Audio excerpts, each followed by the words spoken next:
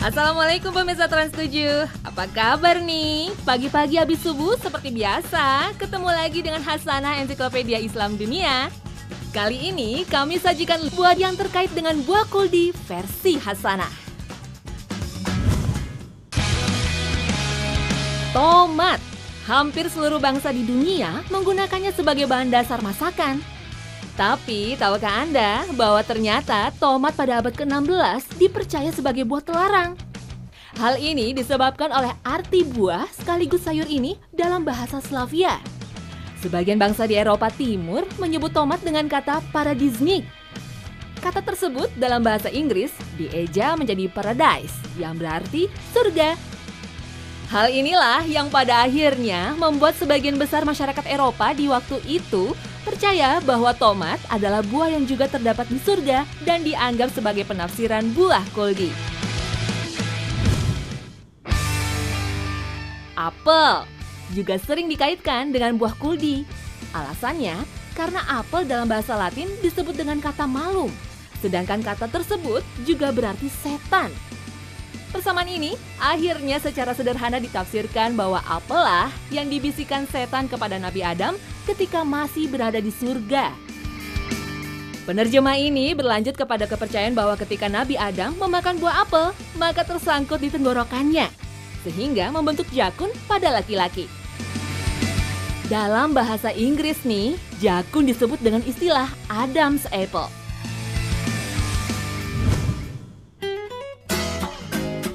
Yang berikutnya, ara atau tin adalah buah ketiga yang ditafsirkan sebagai buah kuldi.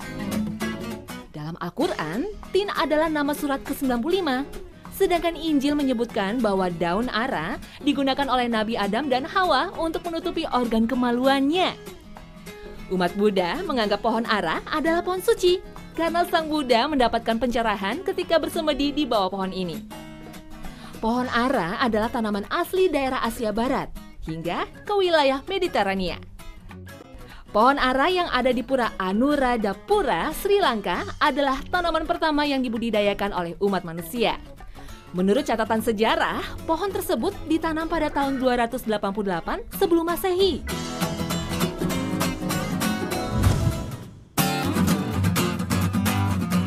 Selanjutnya, anggur juga dikaitkan dengan buah kuldi. Dasar teori yang menafsirkan anggur sebagai buah terlarang karena sari anggur dapat diolah menjadi minuman wine yang memabukkan. Ada yang percaya nih bahwa Siti Hawa tidak secara langsung memakan buah anggur ketika di surga.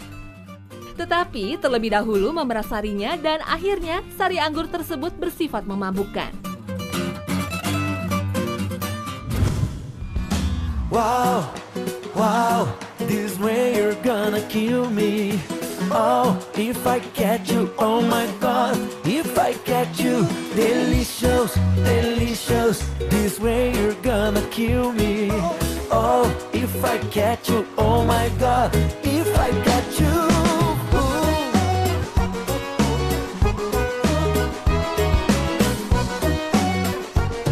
If I catch you, delicious. Kawasan Timur Tengah mencakup beberapa negara di Asia Barat dan Afrika Utara. Wilayah ini juga berbatasan dengan wilayah Mediterania di benua Eropa. Di kawasan Timur Tengah, keanekaragaman budaya melebur menjadi satu. Di antaranya kuliner. Wilayah Timur Tengah punya kuliner yang beragam dengan cita rasa khas. Ramuan rempah yang beragam menjadi ciri khas sekaligus keistimewaannya.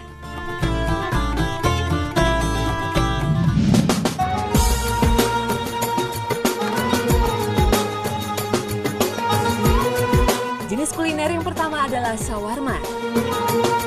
Kuliner ini dikenal sebagai sandwich ala Timur Tengah yang banyak dijajakan di kaki lima. Dalam bahasa Turki, shawarma artinya berputar. Shawarma lebih dikenal dengan nama kebab, yang merupakan bongkahan daging yang ditusuk ke dalam tusukan stainless steel lalu dibakar secara berputar.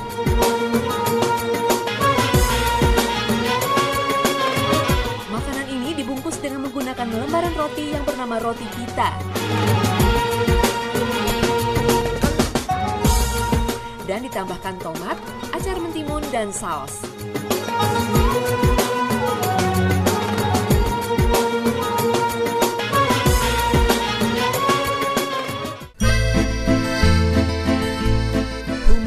saus bawang putih atau saus tahini bisa menjadi pilihan tambahannya.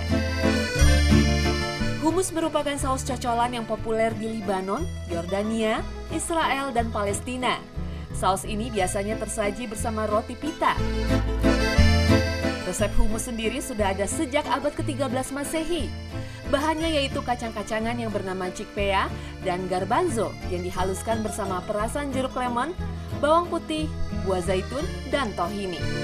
Tahini sendiri terbuat dari biji wijen dan minyak wijen yang diolah menjadi saus pasta. Khusus vegetarian, tersedia juga shawarma yang menggunakan jenis kacang chickpea sebagai pengganti daging dan dikenal dengan nama falafel.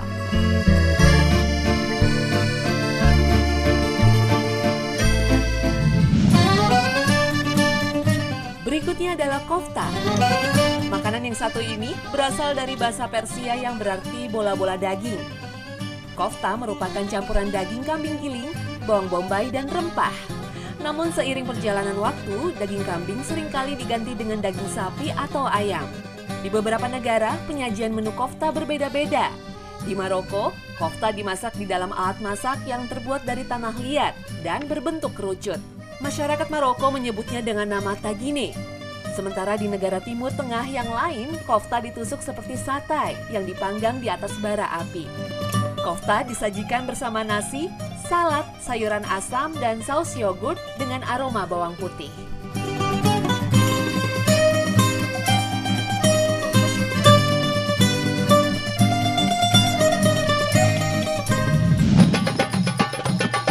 Dan makanan yang tak kalah menariknya adalah baklava. Banyak sumber yang menyebutkan bahwa kue berlapis pastry tipis ini berasal dari Turki.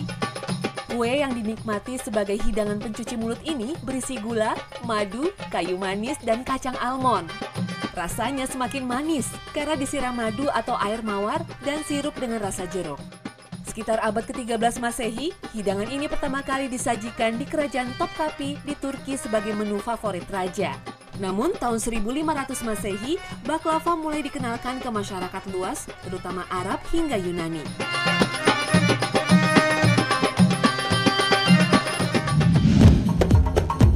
Makanan khas Timur Tengah selanjutnya adalah moussaka. Makanan ini merupakan makanan Timur Tengah yang paling terkenal di Turki. Penyajiannya mirip skotel, namun berisi terong, tomat, dan daging kambing cincang yang dipanggang.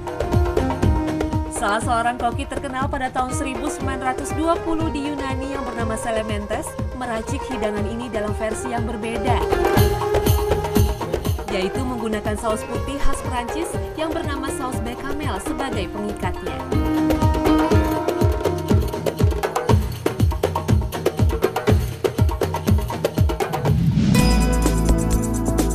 Dan kuliner selanjutnya adalah nasi kebuli. Makanan khas Timur Tengah ini juga sering dijumpai di Indonesia. Keberadaan nasi kebuli menunjukkan adanya akulturasi budaya Arab Timur Tengah, tepatnya Arab Yaman dengan India Muslim. Nasi kebuli dimasak bersama kaldu daging kambing, susu kambing, dan minyak samin sebagai pemberi aroma khas. Susu kambing ini seringkali diganti dengan santan. Hidangan ini juga kaya akan rempah. Kayu manis, kapulaga, jinten, dan cengkeh menjadi bumbu campurannya. Dalam mengolahnya, daging kambing dipotong kecil-kecil dan dimasak bersama nasi dan bumbu. Namun, daging kambing ini bisa juga disajikan secara terpisah. Nasi kebuli kemudian ditaburi irisan kurma atau kismis. Di Timur Tengah, nasi kebuli disajikan dengan acar khas Timur Tengah yang disebut salata. Salata merupakan campuran potongan mentimun, nanas, dan bawang bombay. Hidangan Timur Tengah ini populer di kalangan warga Betawi di Jakarta dan warga keturunan Arab di Indonesia. Dalam kebudayaan Betawi, nasi kebuli biasanya disajikan dalam perayaan keagamaan Islam seperti Lebaran, Kurban, dan Maulid.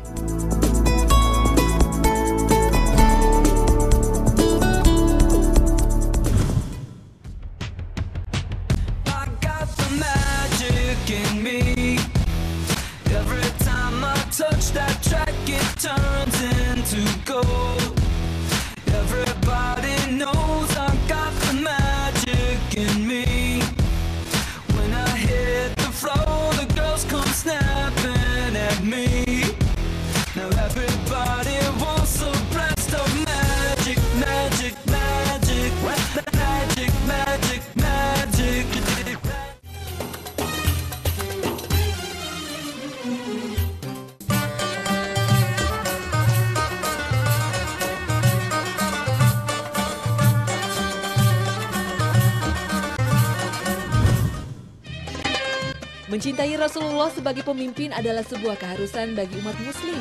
Bahkan pernah disabdakan jika keimanan seseorang tidak akan sempurna sebelum benar-benar mencintai Rasul.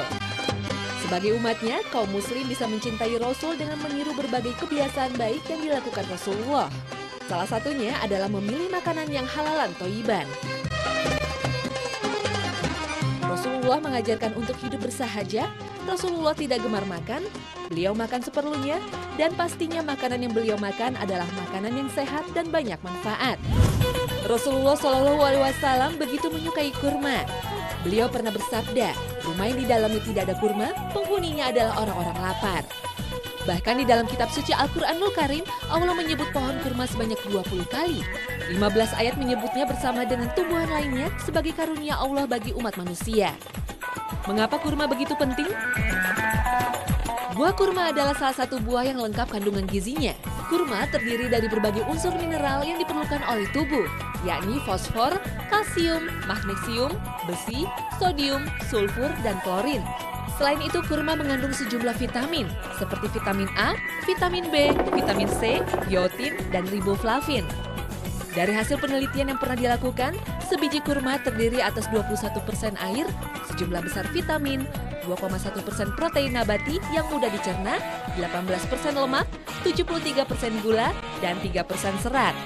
Kurma juga bisa langsung dibawa oleh darah ke dalam otot untuk memberikan tenaga dan energi. Khasiat lain buah kurma juga bisa membantu menghilangkan 3L, lelah, lemah, dan lesu. Kurma juga dipercaya dapat melenturkan urat syaraf, mengusir ketegangan dan kecemasan, serta meredakan bisul perut. Buah kurma pun bermanfaat untuk mengobati penyakit lever, penyakit kuning, kulit kering, bibir pecah, rambut rontok, dan kuku retak. Karena ragam manfaat yang terdapat dalam kandungan buah kurma, Rasul pun mensunahkan agar buah kurma dijadikan sebagai makanan pembuka puasa. Subhanallah, dalam begitu banyak manfaat dalam kurma. Dan buah kurma ini menjadi salah satu makanan kegemaran Rasul. Keistimewaan susu disuratkan dalam Al-Quran. Surat An-Nahl ayat 66 menyebutkan jika dari binatang ternak itu dapat menjadi pelajaran. Di dalam perut binatang ternak terdapat susu bersih yang mudah ditelan bagi orang-orang yang meminumnya. Subhanallah. Salah satu contoh perilaku Rasul yang patut dicontoh adalah kegemarannya minum susu. Rasulullah Shallallahu Alaihi Wasallam gemar meminum susu kambing. Jika dipelajari lebih dalam, banyak keistimewaan dalam susu kambing. Menurut Journal of American Medicine, susu kambing adalah makanan paling lengkap. Susu kambing mengandung vitamin, mineral, elektrolit, unsur kimiawi, enzim, protein, dan asam lemak yang mudah dimanfaatkan tubuh.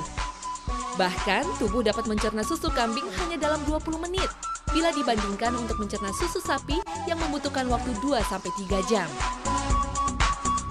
Susu kambing adalah salah satu obat terbaik untuk membangun kembali jaringan otak, sel-sel tubuh, sistem saraf, dan kemampuan mental. Susu kambing bermanfaat bagi kesehatan karena memiliki protein lengkap dari semua jenis asam amino esensial tanpa kandungan lemak sebesar susu sapi. Sementara penelitian yang pernah dilakukan oleh Departemen Fisiologis Universitas Granada, susu kambing mempunyai lebih banyak manfaat bagi kesehatan dibandingkan susu sapi. Dua sifat yang dimiliki susu kambing adalah membantu mencegah anemia, kekurangan zat besi, dan membantu mencegah penghilangan mineral pada tulang atau pelunakan tulang atau osteoporosis. Makanan lain yang menjadi kegemaran Rasul adalah labu.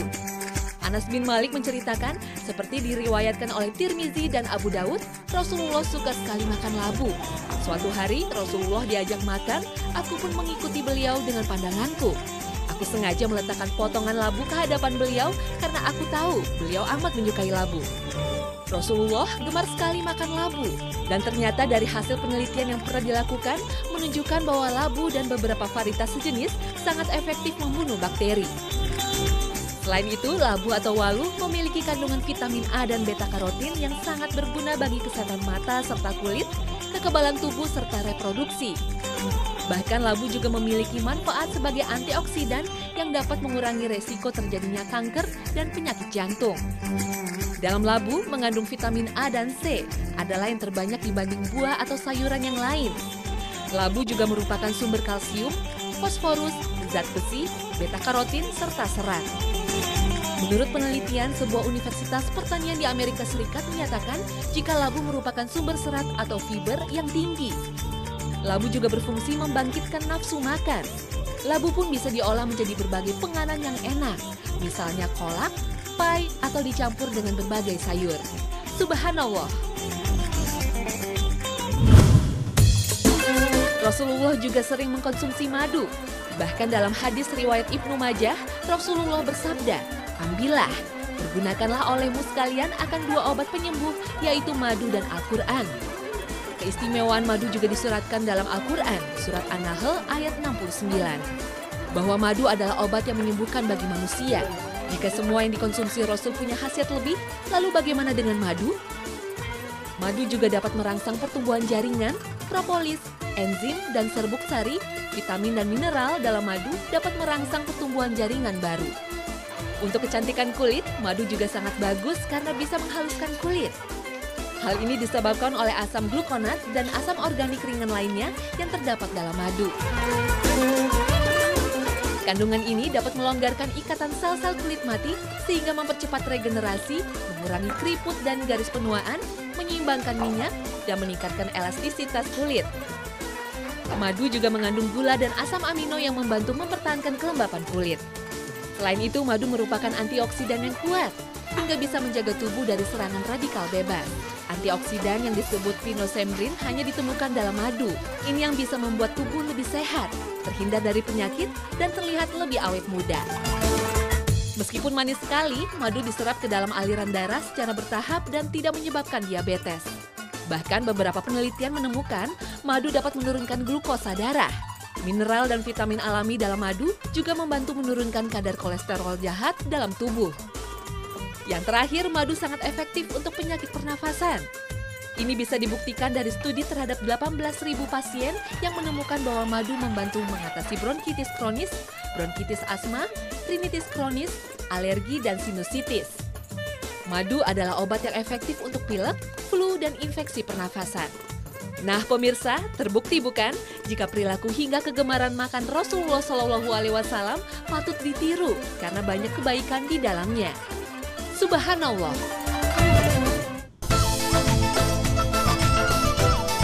Pemirsa Hasanah, inilah akhir kebersamaan kita pagi ini. Saksikan selalu Hasanah Ensiklopedia Islam Dunia setiap pukul 5 pagi waktu Indonesia Barat. Terima kasih atas perhatian Anda dan wassalamualaikum warahmatullahi wabarakatuh.